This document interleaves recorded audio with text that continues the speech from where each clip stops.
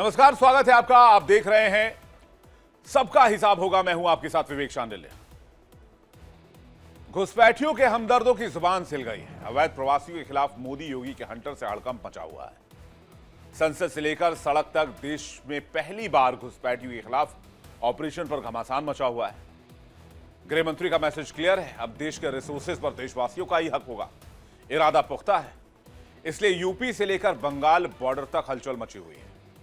अवैध नागरिकों को चुन चुनकर डिटेंशन सेंटर भेजने की कवायद यूपी में भी शुरू हो गई है और एसआईआर प्रक्रिया के बीच जो आंकड़े सामने आ रहे हैं वो भी चौंका रहे हैं। जानकारी के मुताबिक यूपी में कट सकते हैं 3 करोड़ वोटर्स के नाम। देश के दूसरे हिस्सों में भी कमोबेश यही हालात है।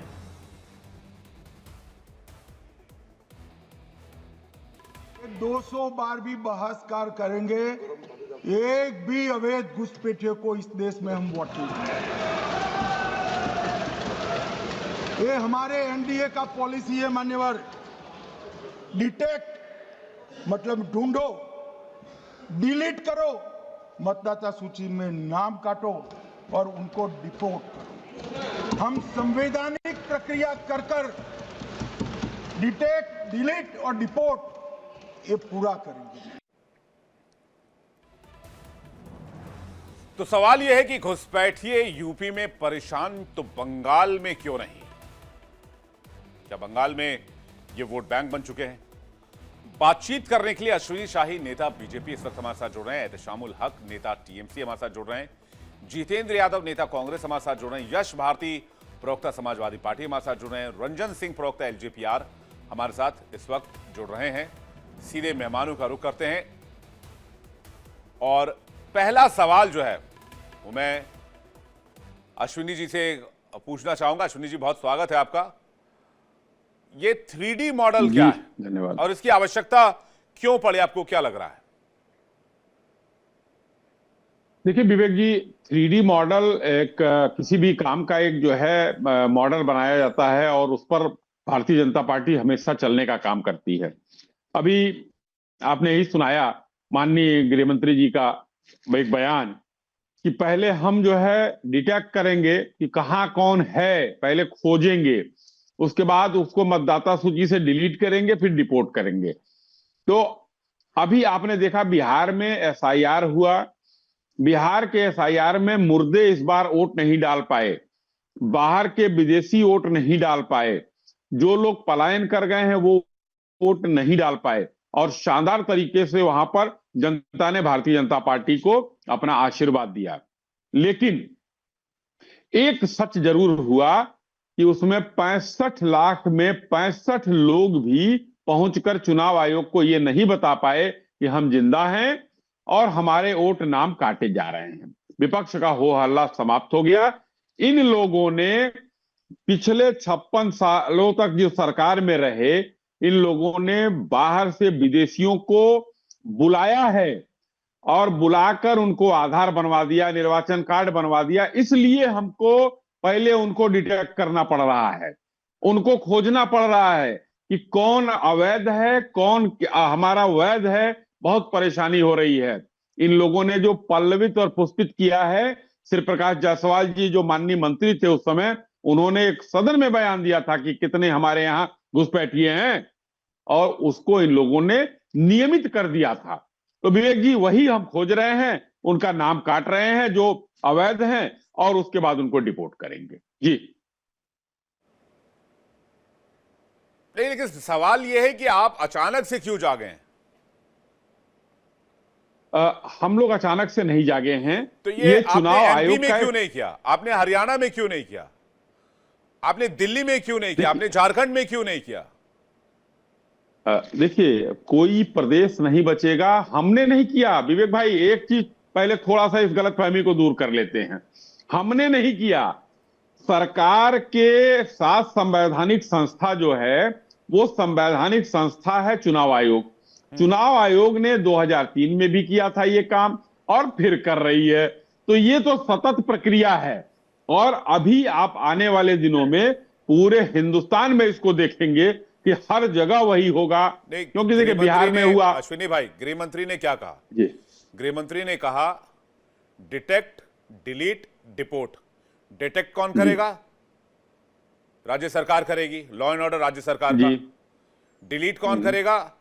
चुनाव आयोग, जो मतदाता सूची में एसआईआर कर रही है।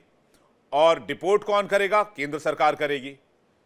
तो ये एक्शन तो स्टेट, सेंटर और इलेक्शन कमीशन का मिला के है, तीनों का मिला के है। तो फिर ये जो 3D मॉडल है केंद्रीय गृह मंत्री का, ये तो तीनों एक तरह से 3 केंद्रों पर आधारित है, राज्य सरकार, केंद्र सरकार और इलेक्शन कमीशन।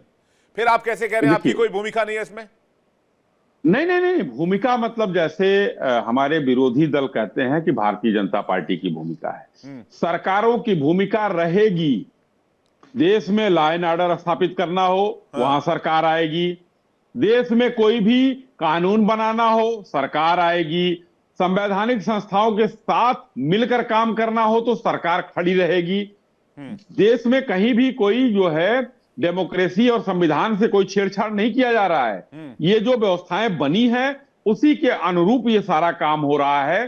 केंद्र सरकार का जो काम है वो केंद्र सरकार करेगा, राज्य सरकार का जो काम है सहयोग करना वो राज्य सरकारें कर रही हैं, चुनाव आयोग का काम है एसआईआर कराना, उसमें ये दोनों सरकारें काम के साथ उनको सहयोग कर रही हैं और वही सामने दिखाई दे रहा है। तो आपने जो कहा कि ये तीनों का मिलके तो मिलेंगी और मिलके ही काम करेंगी।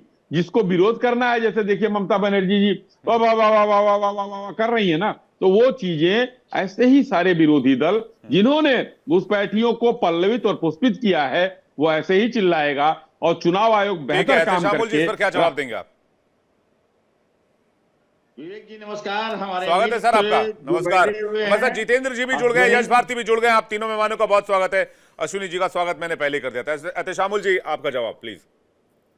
जी विवेक जी, सबसे बड़ी बात है कि हमारे मित्र जो बैठे हुए अश्विनी जी, उन्होंने कहा कि 65 लाख लोग इस बार बिहार से वोट देने में से वंचित रह गए।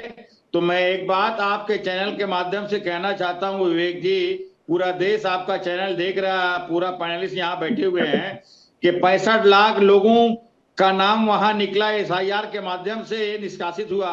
तो उसमें कितने घुसपैठिया थे? हम नेता बीजेपी के अश्विनी चौबे जी से कहना चाहते हैं, शाही जी से, कि कितने उसमें घुसपैठिया थे, ये विवेक जी के चैनल पे सिद्ध करे। इसलिए सबका हिसाब होगा यहाँ पे, हम लोग उसी को लेकर के बैठे हुए हैं। और उन्होंने जिस हिसाब से कहा कि 65 लाख लोगों का लोग वोट नहीं दे पाए, मैं एक बात कहना चाहता हूं कि बिहार का जो इलेक्शन से है, जो बीजेपी को 20.6% वोट मिला है, ध्यान दिएगा, जेडीयू को 20.3% वोट मिला है, जिसमें बीजेपी को 89 सीट हासिल हुआ है, जेडीयू को 20.3 में 85 सीट हासिल हुआ है और आरजेडी को सबसे ज्यादा बिहार में 22% वोट मिला है, 25 सीट सिर्फ मिला है। तो ये क्या है? ये अश्विनी शाही जी, ये क्या ईवीएम आपको पूरा समझ लिए 202 सीट लाके दिया? ये तो आप समझ लिए, ये बताइए, हमको एक्सप्लेन कीजिए कि जिसको 89 सीट मिला, ये वो 20.6% उनको वोट मिला है, अब 20.3% जेडीयू को मिला, आपका सहयोगी दल जो है, और आरजेडी जो मुख्य आपका विपक्षी पार्टी थी, उनको 25 सीट मिला। तो ये कैसे साबित हुआ? तो इसका मतलब है कि सीधा सीधा आप ईवीएम पे प्रहार किए हैं और आपको 10,000 रुपया दे कर करके हमारी माताओं और बहनों को आपने रणनीति बनाया कि हमें 1,65,00,000 महिला को 10,00,000 करके हम दे रहे हैं। तो उन्होंने हमें एहतेशामुल जी, आप थोड़ा सा आप पूछ लीजिएगा, आप उसका जवाब आपका अश्विनी जी दे देंगे। लेकिन मेरा सवाल यह है, जो कुर्सी से करे प्यार वो घुसपैठियों से कैसे करे इनकार? ममता बनर्जी के पश्चिम बंगाल में क्या यही फॉर्मूला है? आप बोलिए ना कि आप हटाओ ना घुसपैठियों को, भेजो बाहर, खत्म, डिलीट करो यहां से देश से। अरे भाई, वो हमारी नौकरी पर बैठे हैं ना, हमारे रोजगार पर बैठे हैं, हमारी चावल धान, हमारी आटा रोटी, हमारे रोटी कपड़ा मकान को वो एब्जॉर्ब कर रहे हैं ना, कोई आसमान से उनके लिए बरस तो नहीं रहा है। मेरा कंसर्न बस इतना है, नेशनल सिक्योरिटी, राष्ट्रीय सुरक्षा सर्वोपरि, देश पहले होना चाहिए।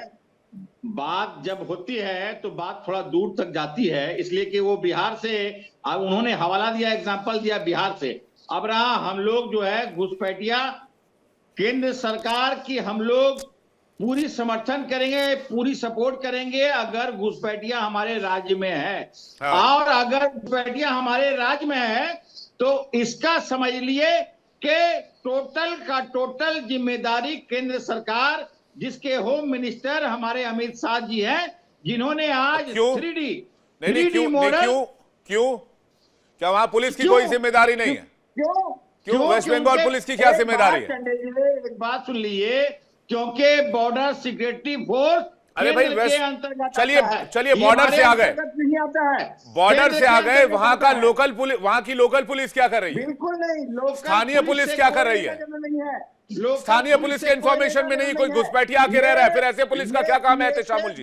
ये समझ लिए सीआईए आपने कितनी लिस्ट दी घुसपैठियों की? बीएसएफ, सीआईएसएफ या गृह मंत्रालय को आपने भेजी है?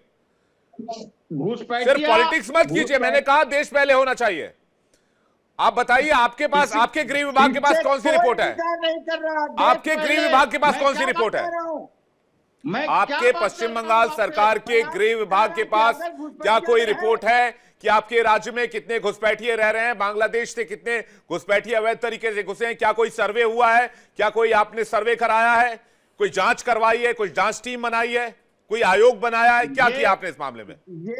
ये केंद्र का मामला है। घुसपैठिया कितना आया, कितना गया, इसका जो है केंद्र का मामला है और इसके होम मिनिस्ट्री के अंडर तो में सर जबरदस्ती का लाठी कपार पर है, इसका तो कोई फिर मतलब ही नहीं है। फिर आप एक काम कीजिए ना, फिर आप पश्चिम बंगाल पुलिस हटाकर पूरे राज्य में बीएसएफ डिप्लॉय करवा दीजिए, सेंटर के हाथ में दे दीजिए, लॉ एंड ऑर्डर जब आपसे नहीं संभाल रहा है तो क्या बात कर रहे हैं आप? जब हम आपसे सवाल किए बिहार से कितने घुसपैठिया निकले तो आप सीधा बंगाल पे आ गए। बात तो बंगाल की हो रही है ना, बंगाल में ही सबसे ज्यादा आपत्ति है ना एसआईआर पे या घुसपैठियों पे। बंगाल में नहीं, आप क्यों नहीं यहाँ पे एसआईआर हो रहा है? यूपी में हो रहा है, यूपी में कहां कोई हो हल्ला हो रहा है? एसआईआर का फॉर्म मैंने भी भरा है, ऑनलाइन फॉर्म सबमिट किया। मेरा वोट पहले झारखंड में हुआ करता था, अब मैंने यहाँ पर रजिस्टर करा लिया तो मैंने फॉर्म भर के दे दिया उनको। एक बात मैं स्पष्ट रूप से बोलना चाहता हूं विवेक जी, पश्चिम बंगाल में एसआईआर एक बहाना है, एक्चुअली में इनको सत्ता में आना है। लेकिन मैं एक बात कह देना चाहता हूं साफ लफ्जों में कि ये धरती जो है, ये धरती समझ लिए कि सेकुलर धरती है। यहाँ जाति के आधार पर और समझ लिए हिंदू मुसलमान की राजनीति और घुसपैठिया ये केंद्र का मामला है, ये केंद्र का मामला है, केंद्र समझे। मुझे तो नहीं लगता, मुझे लगता है केंद्र और राज्य सरकार को इस पर मिलकर काम करना चाहिए। देखिए नेशनल सिक्योरिटी का मामला है, बुरा मत मानिए एहतेशामुल जी, लेकिन केंद्र और राज्य सरकार को इस पर मिलकर, अरे भाई ममता बनर्जी पार्लियामेंट में क्यों आंसू बहा रही थी? आप बताइए ना मुझे, 12-13 साल पहले क्या हुआ था, क्यों परेशान थी? वो इतना बड़ा डोजियर लेकर गई थी पार्लियामेंट के अंदर और वो इस बात से निराश हुई कि उस डोजियर को उस समय की सरकार में कोई सुनने वाला नहीं था। वो कह रही थी पश्चिम बंगाल में धड़ाधड़ लोग घुसे जा रहे हैं बांग्लादेश से, law and order situation out of control हो गया है। वो उस मुद्दा को उठाना चाहती थी। वहां पर क्या हुआ था बताइए ना, आप ही बताइए, आंखों देखी। मैं बाकी मेहमानों का भी रुख कर लेता हूं, लौटता हूं एहतेशामुल जी आपके पास। रंजन जी क्या आपत्ति है? आपको भी लग रहा है कोई दिक्कत है बिहार में? रंजन जी स्वागत है आपका। बिहार में क्या घुसपैठ के, अच्छा वो पूछ रहे कितने घुसपैठिए पाए गए, आप ही इस सवाल का जवाब दे दीजिए। देखिए विवेक भाई नमस्कार, सारे पैनलिस्ट भाइयों को नमस्कार।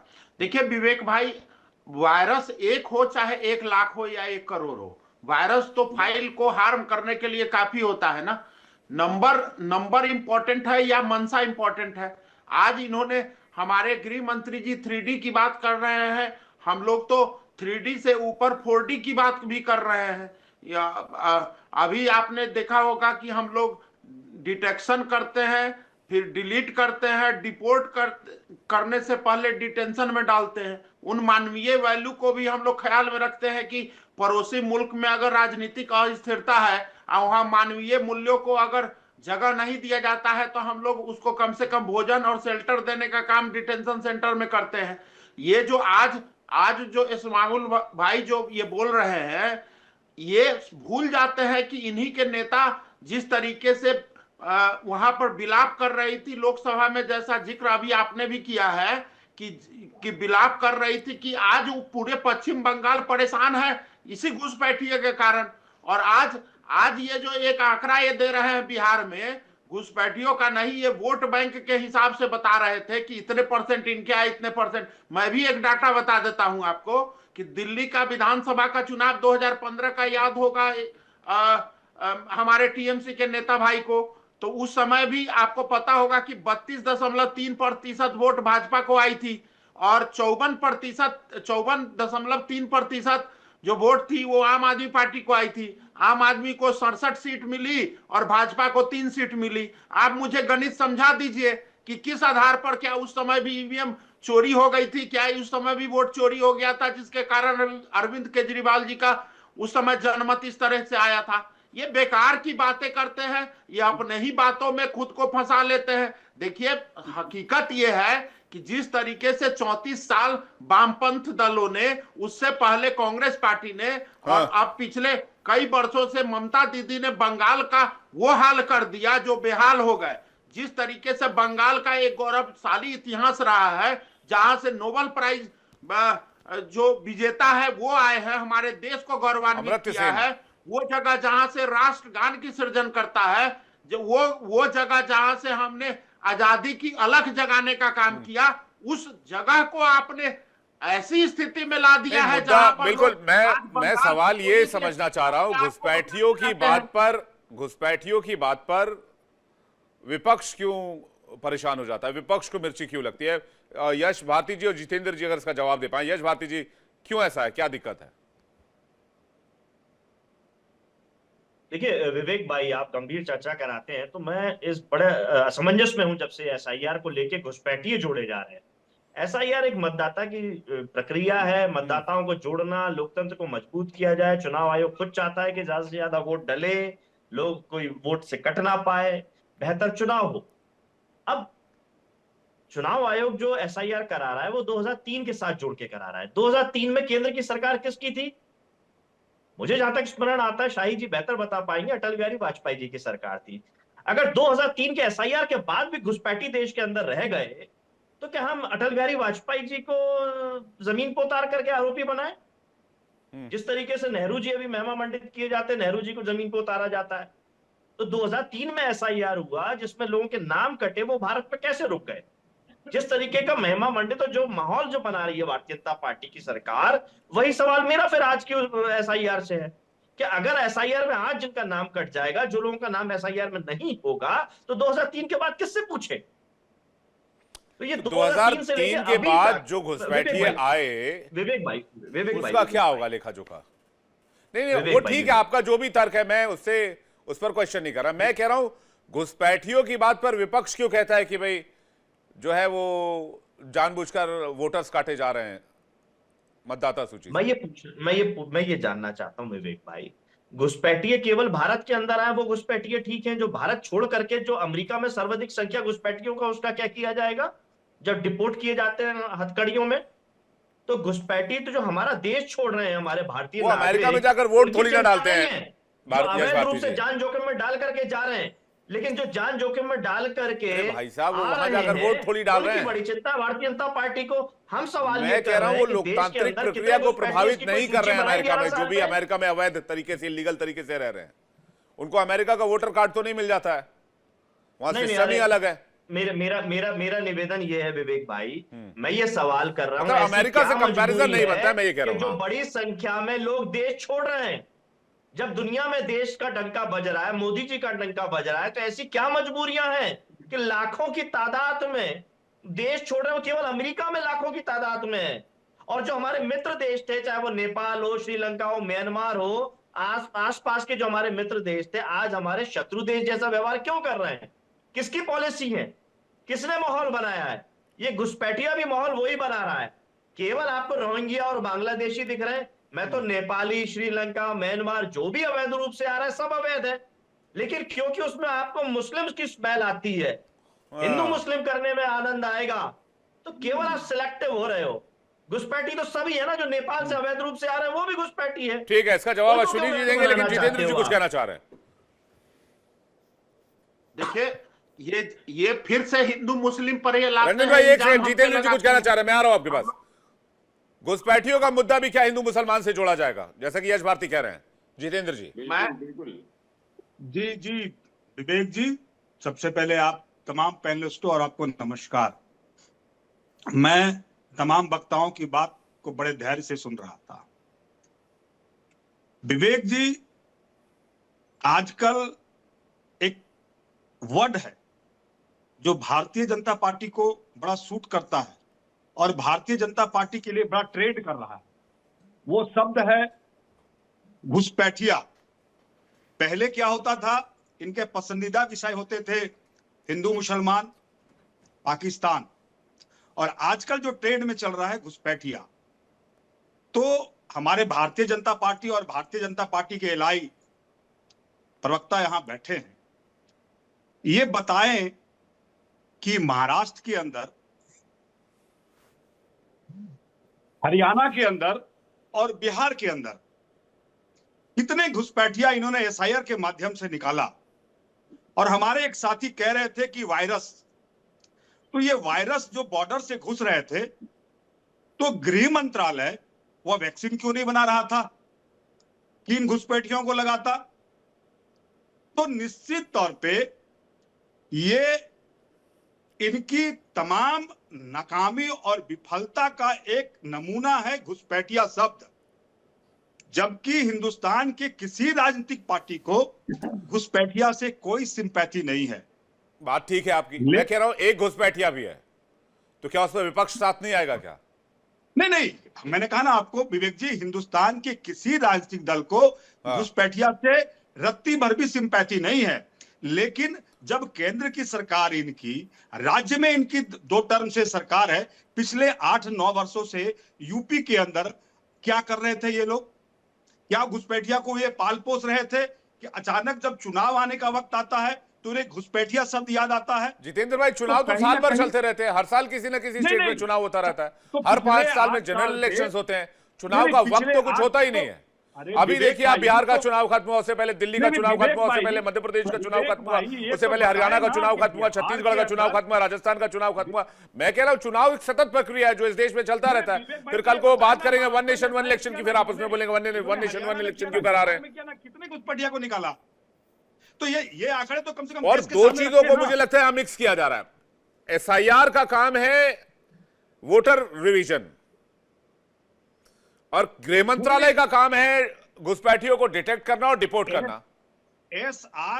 एसआईआर के माध्यम से जो इन्होंने अपने आजकल जो इनके ट्रेंड में जो घुसपैठिया शब्द चल रहा है, ये तो बेसिकली ट्रेंड चल रहा है इनका ना, घुसपैठिया। मैंने आपको पहले भी कहा ना, आजकल जो है इनका पसंदीदा विषय है घुसपैठिया, और इसके पीछे इनकी मंशा कुछ भी नहीं है। ये जिस राज्य में जब चुनाव होंगे, ये एक अपने फेवरेबल विषय वस्तु को लाएंगे और कंट्रोवर्सी पैदा करेंगे। इनकी मंशा कहीं नहीं है। अगर इनकी मंशा साफ होती तो निश्चित तौर पे जो ये वायरस शब्द का इस्तेमाल कर रहे हैं उसकी वैक्सीन मैं आ रहा हूं पहले यश बना भारती दी जी, होती। अश्विनी जी से एक बार जवाब ले लूं, काफी ज्यादा सवाल उनके पास था, अभी तक जमा हो गया होगा, उसके बाद सीधा आपके पास आ रहा हूं। यश भारती जी, अश्विनी जी। विवेक जी देखिए, हमारे टीएमसी के हक साहब ने जो बात कहा, अगर एसआईआर से दिक्कत नहीं होती तो ममता बनर्जी जी इस तरीके से जन आंदोलन की बात ना करती, जनता को भड़काती नहीं, वहां के स्टेशनों पर इतनी भीड़ नहीं होती, मोहल्ले के मोहल्ले खाली ना हो जाते, लोग चले जाते। क्यों, किस डर से आखिर जा रहे हैं? रही बात यश भारती जी, बार देखिए हिंदू मुस्लिम की बात कहते हैं लोग कि हम लोग करते हैं। आज किसने शुरू किया? भाई यश भारती ने हिंदू मुस्लिम किया, यानी कि समाजवादी पार्टी और विरोधी दल अपने आप को जो सो कॉल्ड सेकुलरिज्म के सिपाही बताते हैं, पुरोधा बताते हैं, वो हिंदू मुस्लिम की बात कर रहे हैं। यहां ना कोई हिंदू मुस्लिम है और ना कोई इधर उधर की बात है। बिहार में जो एसआईआर हुआ उसमें घुसपैठिए हों या उसमें मृतक हों या उसमें पलायित लोग हों, 63 लाख लोग वोटर लिस्ट से बाहर इसलिए हुए कि वो उनके वहां रहने का, वहां उनके होने का कोई प्रमाण नहीं मिला। इस वजह से वो वोट नहीं डाल पाए। डाल क्यों नहीं पाए? ये लोग डलवाते थे उनका वोट, वो काम खत्म हो गया। वही काम उत्तर प्रदेश में हो रहा है, वही काम पूरे देश के कई राज्यों में किया जा रहा है कि जो मृतक हैं उत्तर प्रदेश में तो एक अनुमानित संख्या आई है 3 दो करोड़ चीजें हैं, की। देखिए यहां पर दो चीजें हैं, मैं एक चीज बस क्लियर कर दीजिए। इलेक्शन कमीशन एसआईआर कर रहा है, इलेक्शन कमीशन का काम घुसपैठिया ढूंढना तो नहीं है। नहीं, तो गृह मंत्रालय ये ड्राइव क्या पूरे देश में चलाएगा? डिटेक्ट, डिलीट, डिपोर्ट, ये जो 3D की बात केंद्रीय गृह मंत्री ने की है पार्लियामेंट के अंदर, इस पर थोड़ा क्लैरिटी दे दीजिए आप। जी अभी देखिए, ये गृह मंत्रालय का एक पुराना आदेश है। उत्तर प्रदेश में एसआईआर के साथ ये काम हो रहा है, एसआईआर में नहीं हो रहा है। एसआईआर अपना अलग जगह हो रहा है। उत्तर प्रदेश में जो विरोधी दलों ने, जो सत्ता में काफी 56 सालों तक थे लोग, हाँ, तो देश में इन लोगों ने घुसपैठिया बुलाए, उनको एक नागरिकता के प्रमाण कई दिए, वोटर लिस्ट में नाम डलवा दिया, राशन कार्ड बनवा दिया, आधार बनवा दिया, सब कुछ करा दिया। उत्तर प्रदेश में पुलिस उन्हीं लोगों के घर में जाकर खोज रही है। 160 मतलब जो सफाई जो कर्मी बात तो आप कह रहे हैं कि लखनऊ से जो गायब बात हैं। पश्चिम बंगाल में तो ये- हो रहा है वो यूपी में हो चुका है। यूपी विवेक में भाई। जी समझा नहीं आपकी बात। विवेक, नहीं, आपने कहा कि यूपी में भी घुसपैठिए वोट बैंक के तहत बसाए गए, लाए गए, ये कह रहे हैं ना आप? जी जी जी जी जी जी उत्तर प्रदेश में भी उन्हीं को हमारी जाहिर सी बात है, आप जा समाजवादी जाकर पार्टी की खोज रही सरकार है। की बात कर रहे हैं। मैं यश भारती जी इस पर जवाब देना चाह रहा हूं। एहतेशामुल जी आपके पास आ रहा हूं। यश भारती जी, विवेक भाई, बार बार बिहार चुनाव की बात हो रही है। दिल्ली यूनिवर्सिटी के एक प्रोफेसर है, वो रहते दिल्ली में है, वो लोकसभा के समय दिल्ली में वोट डाल देते हैं और दिल्ली में रहते हुए ही केवल वोट डालने के लिए बिहार पहुंच जाते हैं। एसआईआर हुआ है और बहुत बढ़िया तरीके से एसआई हुआ है। मैं राज्यसभा सांसद राकेश सिन्हा की बात कर रहा हूं। इतने अनपढ़ और इतने अभिज्ञ वो तो दिल्ली में होंगे नाम नहीं। कटवा कर गए थे भाई। भारतीय जनता पार्टी के पूर्वांचल विभाग के प्रदेश अध्यक्ष, वो रहते दिल्ली में वोट डालने बिहार चले जाते हैं। अरे भाई SIR साहब, अगर बहुत बढ़िया घर द्वार तरीके से बिहार हुआ में होगा। है तो वहां पर विवेक भाई, एसआईआर विवेक, में वो विवेक नाम भाई, डल सकता विवेक है। भाई। अब जैसे मेरे पास विवेक। विकल्प था, ये एक सिंपल प्रोसेस है, मैं बस बता दे रहा हूं यश भाई, मैं आपसे कोई लड़ाई नहीं कर रहा या फिर कोई आर्ग्यू नहीं कर रहा। नहीं नहीं, अरे मैं आपकी बस- आपकी हमारी कोई लड़ाई नहीं है यश भाई, मैं बस ये कह रहा आपको हूं थोड़ी कि मुझे आपको भी थोड़ी मेरे सत्ता में घर से मैं फोन आया कि एसआईआर में आपका नाम डालना है। मैंने कहा बिल्कुल नहीं डालना है, मैंने अपना नाम यहां दर्ज करा दिया है, यहां दे दिया है। उत्तर प्रदेश में मैं एक वोटर के तौर पर दर्ज हो चुका हूं, आप प्लीज मेरा नाम वहां से हटा दीजिए। मैंने वहां के बीएलओ को ये जानकारी दे दी। अगर मैं उनको कहता कि नहीं मेरा नाम रहना चाहिए, मैं वेरिफिकेशन के लिए मौजूद हूं, मैं मोबाइल नंबर और ओटीपी और आधार वेरिफिकेशन करने के लिए तैयार हूं, तो वहां नाम रहता, फिर मैं यहां दर्ज नहीं कराता। तो मैं यहां रहकर अगर मैं झारखंड में वोट डालना चाहूं तो डाल सकता हूं, इसमें कोई बड़ी बात नहीं है। लेकिन हाँ, वो एसआईआर में नाम वहां आएगा, यहां नहीं आएगा, यहां से नाम हटाना पड़ेगा। विवेक भाई, विवेक, हाँ, मैं बस यही बात जो बता रहा था उदाहरण जी। मैं पूरा जो उदाहरण दे रहा था वो बिहार चुनाव को लेके दे रहा था। हाँ। योगेंद्र यादव जी सुप्रीम कोर्ट में गए, 15 ऐसे लोगों को लेकर के गए जो चुनाव आयोग के एसआईआर के बाद मृत घोषित कर दिए गए, जिनमें से 3 को वो अंदर लेकर के आया अदालत के अंदर, 2 की हाजिरी हो पाई। तो 15 लोगों को योगेंद्र यादव ने ढूंढ लिया।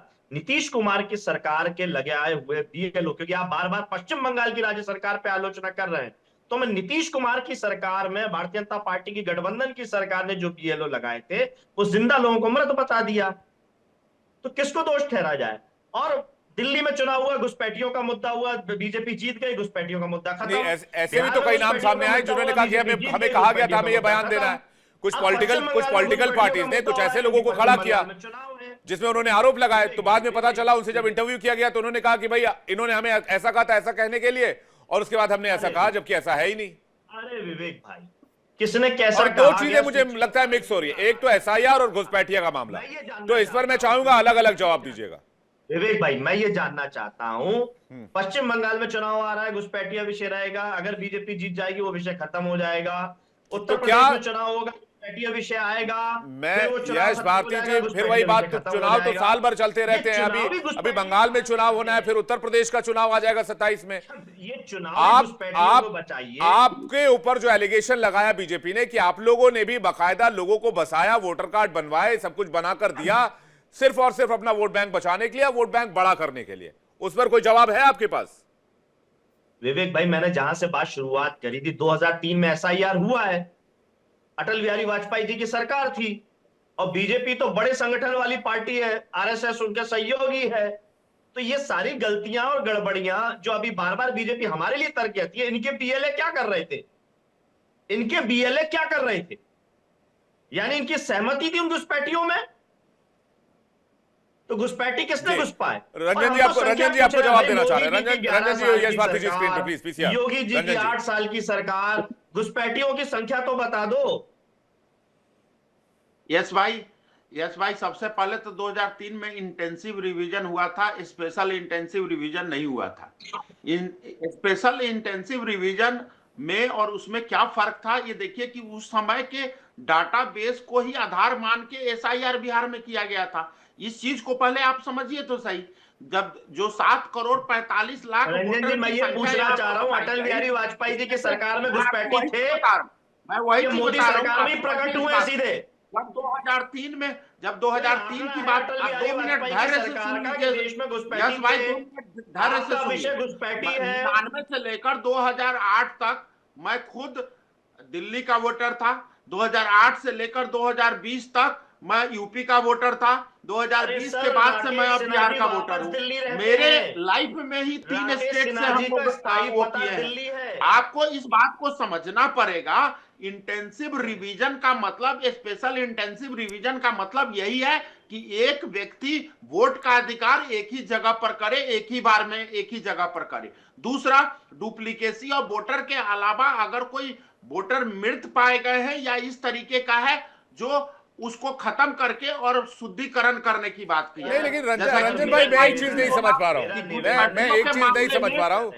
मैं एक चीज नहीं समझ पा रहा हूँ। मैं एक चीज नहीं समझ पा रहा हूँ। कोई मुझे अगर पैनल से समझा दे, रंजन जी आप ही समझा दें, जितेंद्र भाई समझा दें, एहतेशामुल जी समझा दें, एसआईआर को घुसपैठियों से क्यों कनेक्ट किया जा रहा है? इसके पीछे किस पार्टी का एजेंडा है? पक्ष का या विपक्ष का एजेंडा है? एसआईआर अलग है, आपका जाके घुसपैठिया अलग है।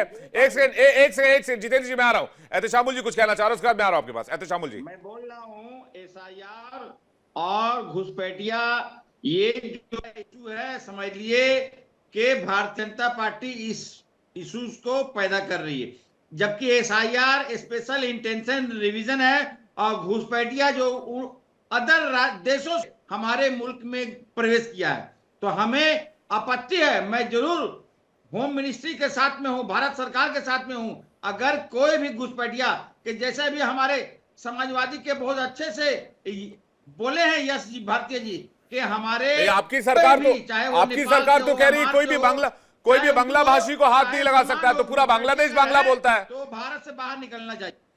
अरे एहतेशामुल भाई, आपकी सरकार कह रही कोई बांग्ला भाषी को हाथ नहीं लगाएगा तो पूरा बांग्लादेश बांग्ला बोलता है। इसका क्या मतलब है? उनको यहां पर रेड कारपेट बिछा दे उनके लिए?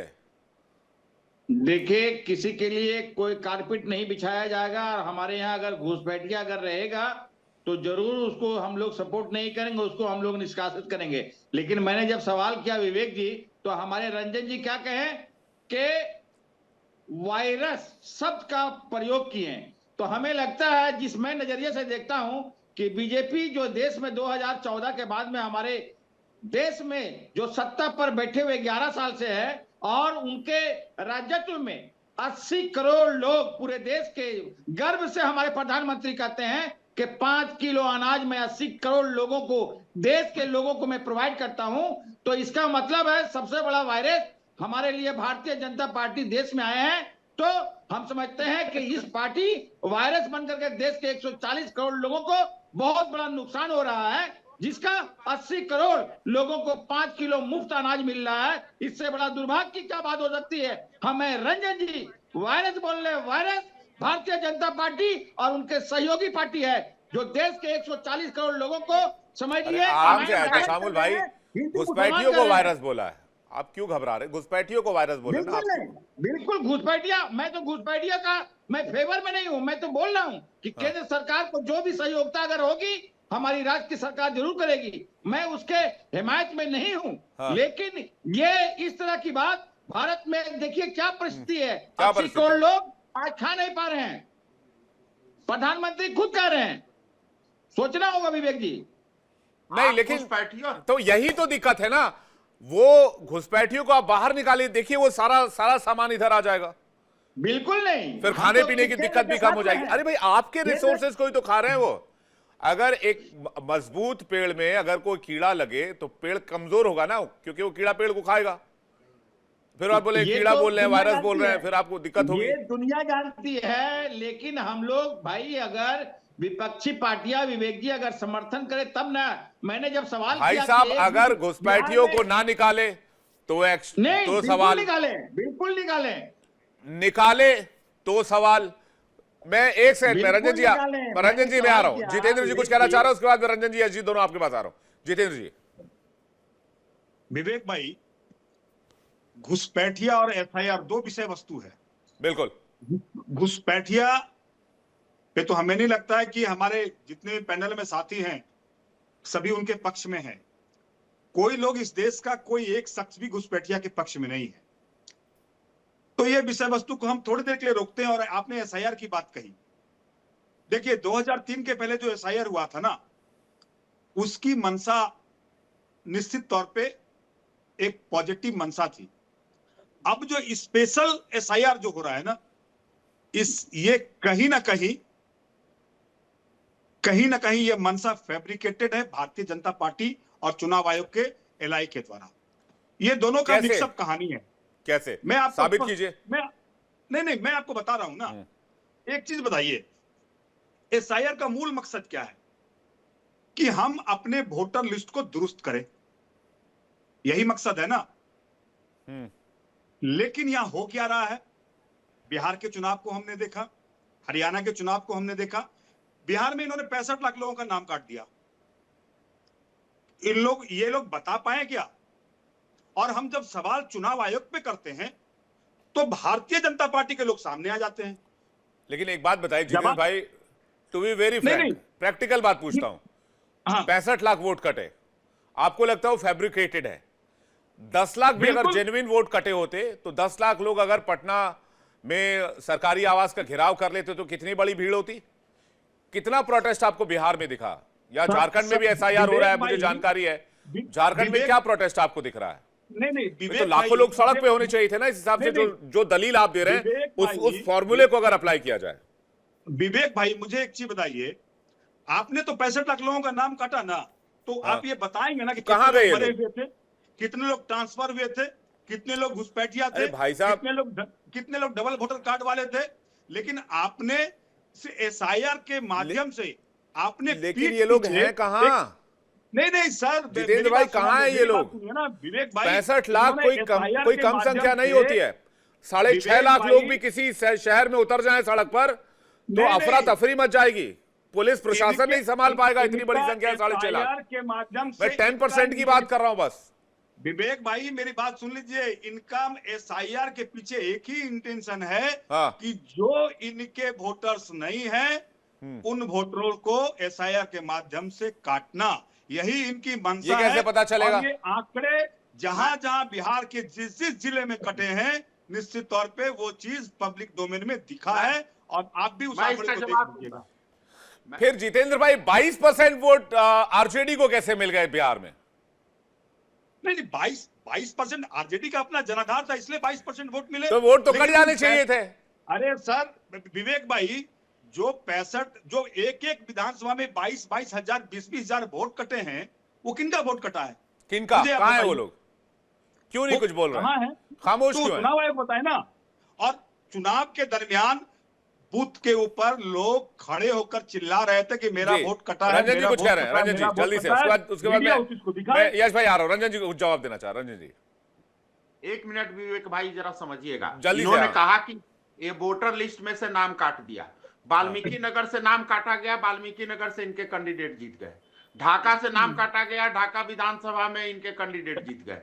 फारबिसगंज, रामगढ़, ऐसे कई सारे ऐसे विधानसभा का मेरे पास ज्वलंत एग्जाम्पल है। मैं आपको डाटाबेस के साथ दे दूंगा जहां से नाम कटे गए हैं और इनके कैंडिडेट अब समझ रही है किस प्रकार आप एसआईआर के माध्यम से वैसे लोग 2003 को ये अभी आप दुरुस्त बता रहे हैं। उस समय यही लोग विरोध करते थे कि 2003 के वोटर लिस्ट को बेस क्यों बनाया जा रहा है। आज 2003 को जब बेस बना लिया गया तो उस पर इनको आपत्ति होने लगती है। अब आज के डेट में ये कह रहे हैं कि 2003 सही था।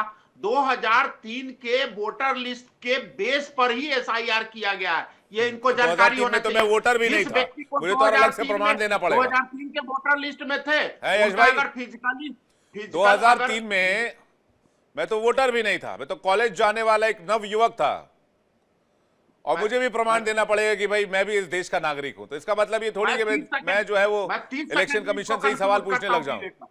विवेक भाई 30 सेकंड में कंक्लूड करता हूं जल्दी से।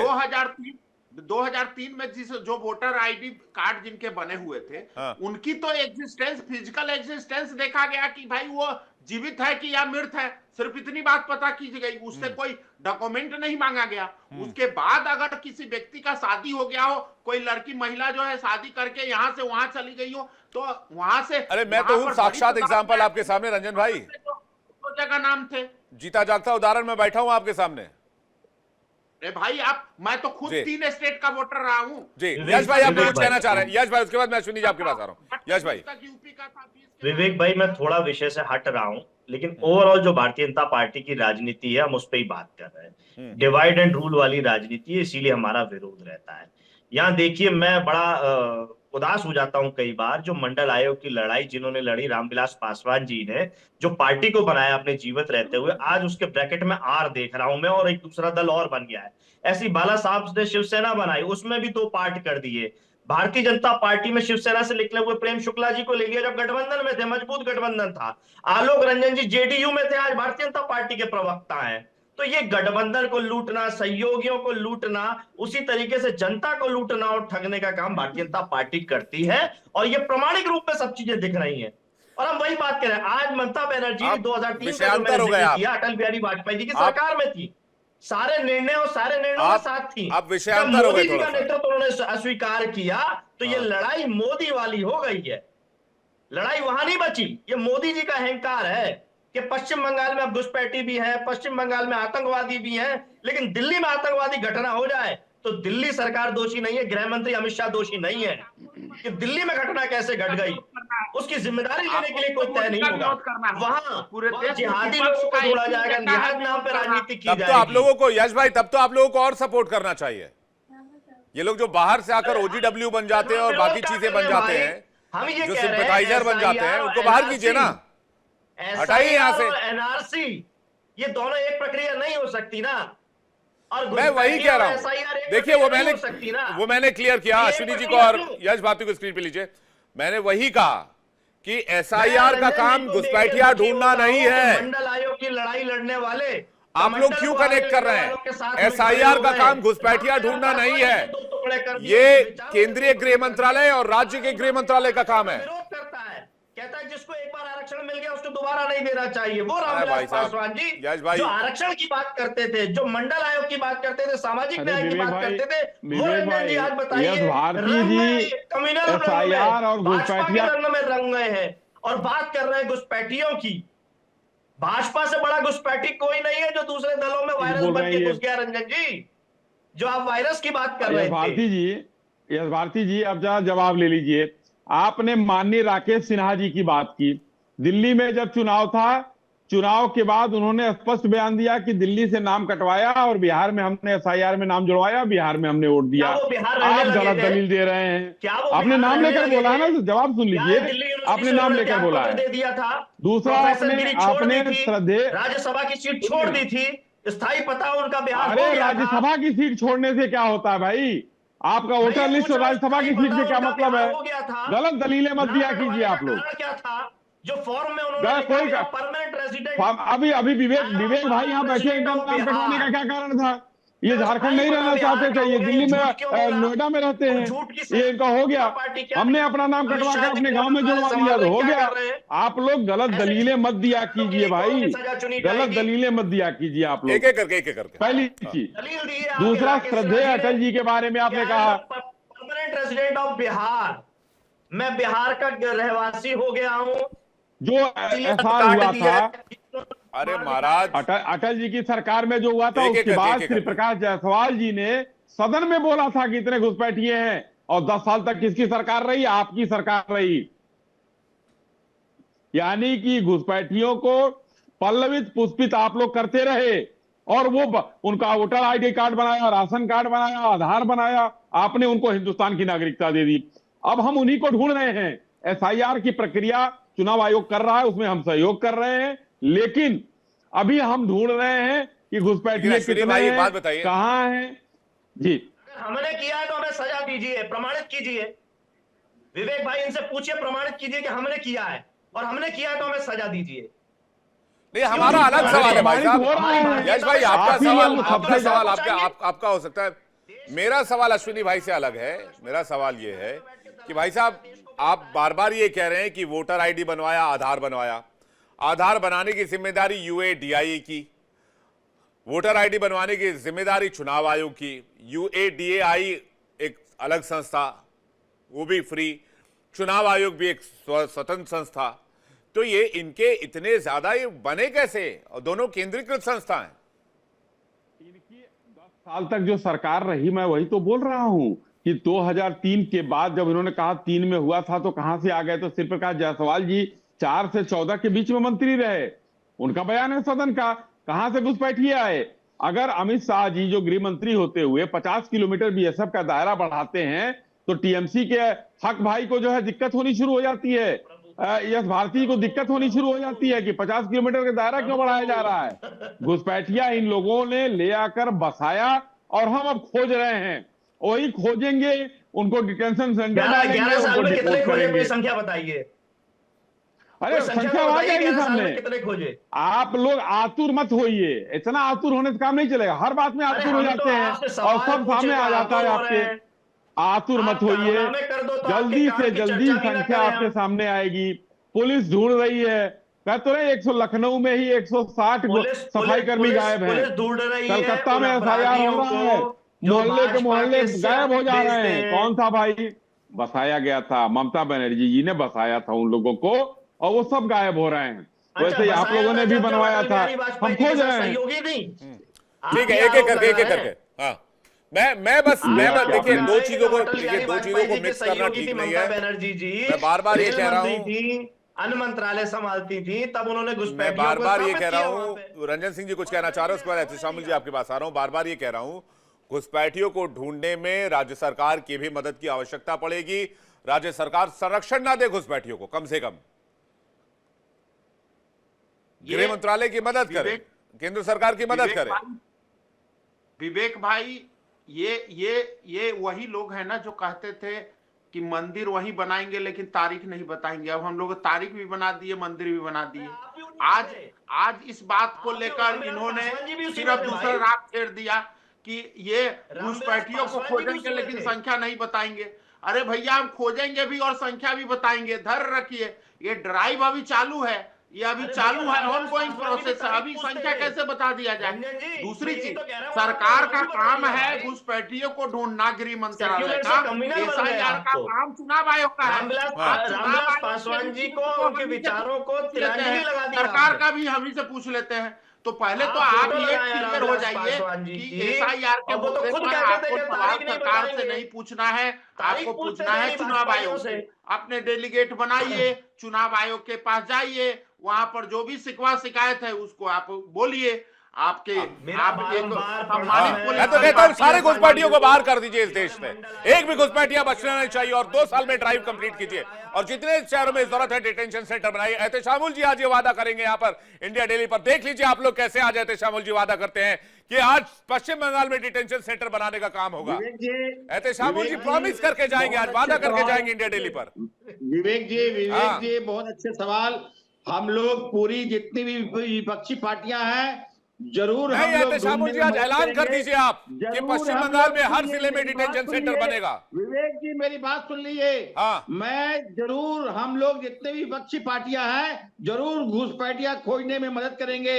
लेकिन एक बात मैं बोलना चाहता हूं, ऐसे आप भी एक, लेकिन क्या पश्चिम बंगाल चुनाव के बाद अच्छे सीनियर जर्नलिस्ट है, आप एक अच्छे और सीनियर जर्नलिस्ट है, तमाम देश के पार्टियों को लेके, पैनलिस्ट को लेके बैठे हैं। देश में हम समझते हैं ईवीएम को हटाना चाहिए, जिसमें आपका भी समर्थन चाहिए। ईवीएम हटाओ और देश बचाओ, ये नारा हम लोग को लगाना है। न चोरी रहेगा, मांस रहेगा, न बांसुरी बजेगा। ठीक बात, चलिए मैं ईवीएम पर भी डिबेट रख दूंगा, मैं आपकी बात मानता हूं। चलिए मैं ईवीएम पर भी आपके लिए डिबेट रख दूंगा, लेकिन आप ही आज प्रॉमिस करेंगे कि पश्चिम बंगाल के हर जिले में डिटेंशन सेंटर बनेगा।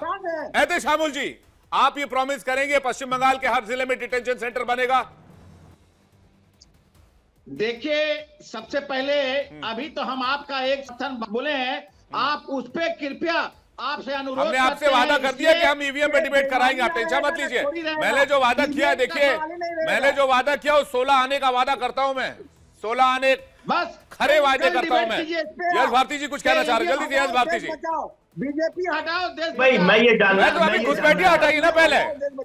बीजेपी बीजेपी को आप लोग हटाइएगा ना, हम लोग कैसे हटाएंगे बीजेपी को? आप विपक्ष में हैं, आप अपनी आप लड़िए बीजेपी से चुनाव। यश भारती जी, ये आप ईवीएम पर डिबेट कीजिए, हम लोग जल्दी से यश भारती जी जल्दी से कंक्लूड कीजिएगा प्लीज, 10 सेकंड में।